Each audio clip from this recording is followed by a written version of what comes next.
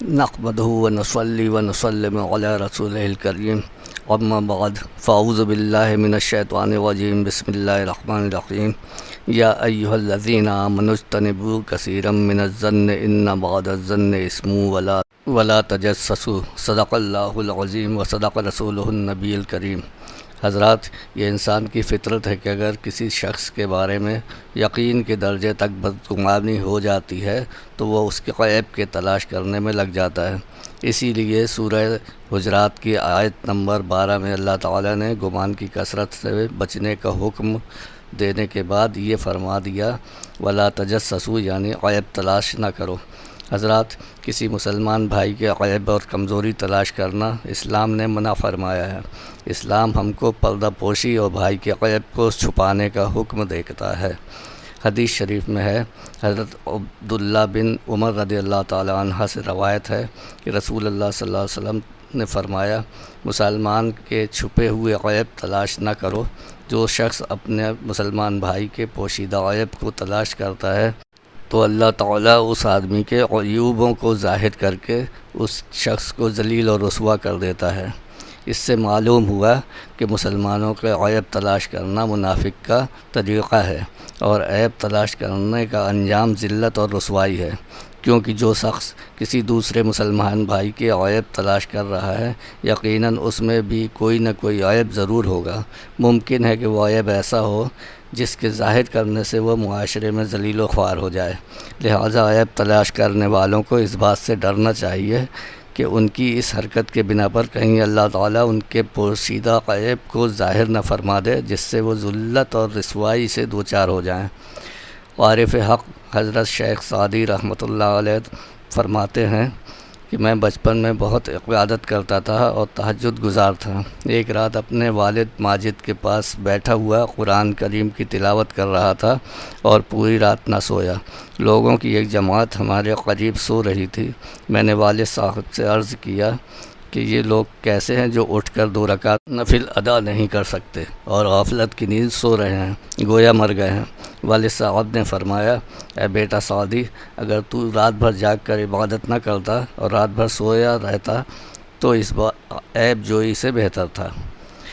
ہمارے آقا محبوب کریم صلی اللہ تعالیٰ علیہ وسلم نے فرمایا، جو شخص کسی مسلمان کے عیب کو چھپائے گا تو قیامت کے دن اللہ تعالیٰ اس کے عیب چھپا دے گا۔ دین اسلام کی نظر میں ایک انسان کی عزت و حرمت کی قدر بہت زیادہ ہے۔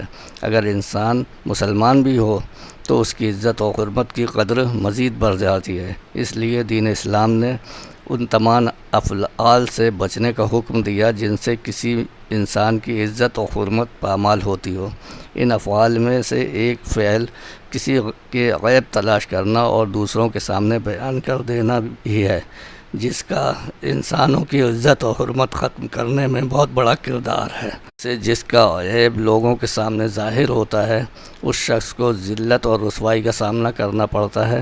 اس کے ساتھ ہی جو شخص عیب تلاش کرنے انہیں ظاہر کرنے میں لگا رہتا ہے وہ بھی لوگوں کی نفرت اور ملامت کا سامنا کرتا ہے۔ اس طرح عیب تلاش کرنے والا اور جس کا عیب بیان کیا جائے دونوں کی عزت اور حرمت چلی جاتی ہے۔ اس لیے دین اسلام نے عیوبوں کے تلاش میں رہنے اور انہیں لوگوں کے سامنے شرعی اجازت کے بغیر بیان کرنے سے منع فرمایا ہے۔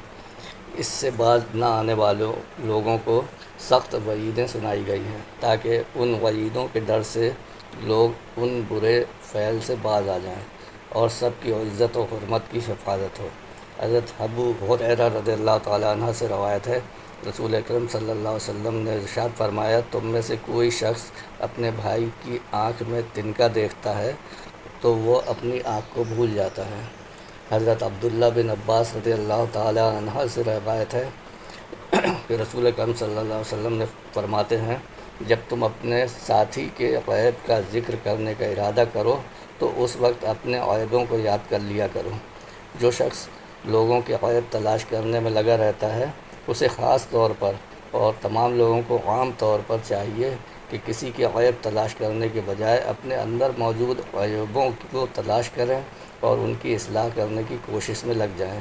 اسی میں ان کے ساتھ ہی دوسروں کی بھی دنیا اور آخرت کی بھلائی ہے۔ اللہ تعالی ہمیں دوسروں کے عیب تلاش کرنے سے بچنے اور اپنے مسلمان بھائیوں کے عیب چھپانے کی توفیق عطا فرمائے۔ اس کے ساتھ ہی اللہ تعالی ہمیں اپنے عیبوں کو تلاش کرنے اور ان کی اصلاح کرنے کی توفیق عطا فرمائے۔ آمین ثم آمین بجاہ خاتم النبیین صلی اللہ تعالی علیہ وسلم۔